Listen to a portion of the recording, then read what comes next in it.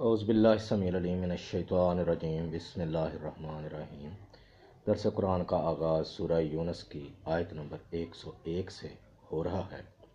اللہ تعالیٰ فرماتے ہیں قُلِ انظُرُوا ماذا فی السماوات والارض، ان کفار سے کہو کہ وہ دیکھیں زمین و آسمان میں کیا کیا کچھ اللہ نے پیدا کیا ہے۔ وما تغنی الآیات والنذر، اور کچھ کام نہیں دیتی یہ نشانیاں اور نہ ہی یہ سب آگاہی، یہ انذار، ان قوم لا یؤمنون، اس قوم کو جو ایمان نہیں رکھتے۔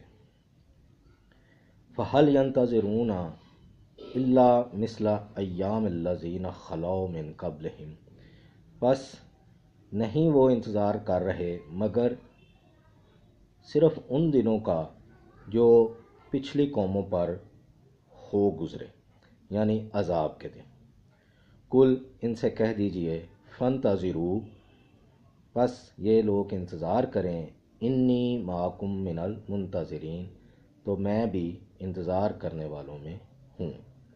ثم ننجی رسلنا والذین آمنوا کذالک، پھر جب عذاب آ جاتا ہے تو ہم اپنے رسولوں کو اور ان کے ساتھ جو لوگ ایمان لاتے ہیں ان کو بچا لیتے ہیں۔ حقاً علینا ننجی المومنین، اور یہ ہمارا فرض ہے کہ ہم مومنین کو بچا لیں۔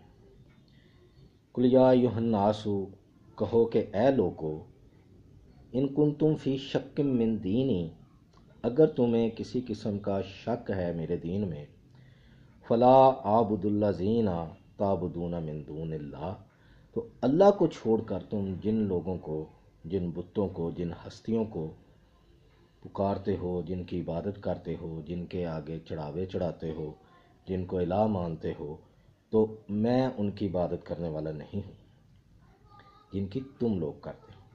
ولیکن اعبد اللہ، لیکن میں تو صرف اللہ ہی کی عبادت کرتا ہوں، میں اللہ ہی کو حاضر ناظر، مشکل کشا، حاجت روا تسلیم کرتا ہوں، وہی ایک واحد یکتا الہ ہے۔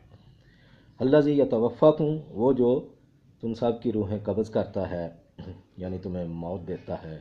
وامرت، اور مجھے یہ حکم دیا گیا ہے، ان اکون من المؤمنین، کہ میں ایمان والوں کے ساتھ رہوں، ایمان والوں میں سے رہوں۔ وان اقم وجہک للدین حنیفا، اور یہ بھی حکم دیا گیا ہے کہ میں ایک ہی دین پر کامل عمل پیرا رہوں، یکسو ہو کر۔ ولا تکونن من المشرکین، اور مشرکوں میں سے نہ رہوں۔ ولا تدعو من دون اللہ، اور نہ پکاروں میں اللہ کے علاوہ کسی بھی اور کو، یعنی جو بت ہوں، جو بزرگ ہستیاں ہوں، جو گزرے لوگ ہوں، تو اللہ یہ حکم دیتا ہے کہ اللہ کے علاوہ کسی اور کو نہیں پکار۔ ما لا ینفعک، جو نہ تو تمہیں کوئی فائدہ دے، ولا یضرک، اور نہ ہی تمہیں کوئی نقصان پہنچا سکے۔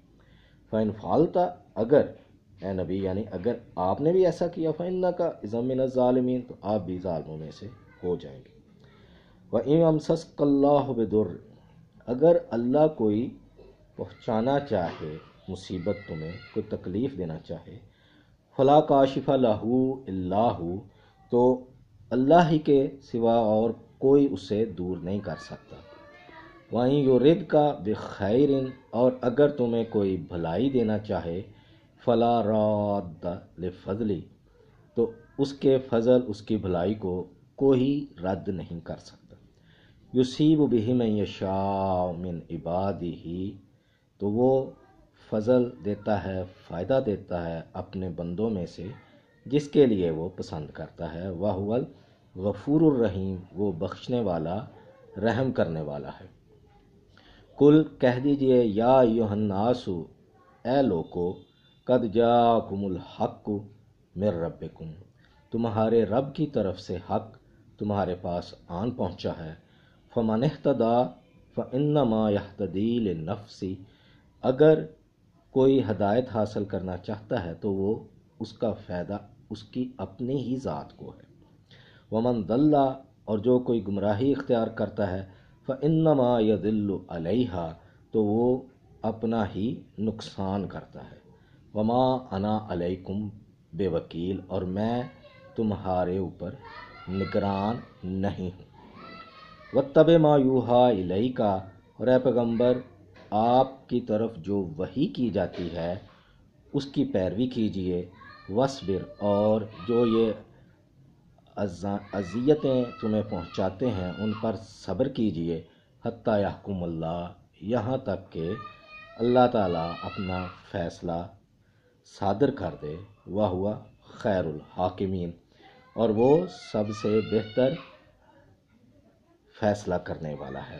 تو یہ قرآن، جیسا کہ میں ہر دفعہ کہتا ہوں، یہ ہدایت کی راہیں کھولتا ہے، عقائد کی اصلاح کرتا ہے، یہ شفا ہے، یہ رحمت ہے، اور یہ ہم سب کی ذمہ داری ہے کہ اس کو خود بھی سوچ سمجھ کر پڑھیں اور اپنے گھر والوں پر بھی یہ ذمہ داری ڈالیں، ان کو بھی یہ پڑھائیں اور بچوں کو بھی یہ سمجھا کر پڑھائیں تاکہ وہ بھی صحیح معنوں میں اس کی ہدایت سے فیض یاب ہوں۔ اللہ سے دعا ہے کہ ہمیں صحیح سمجھنے کی، عمل کی توفیق عطا فرمائے۔ صدق اللہ۔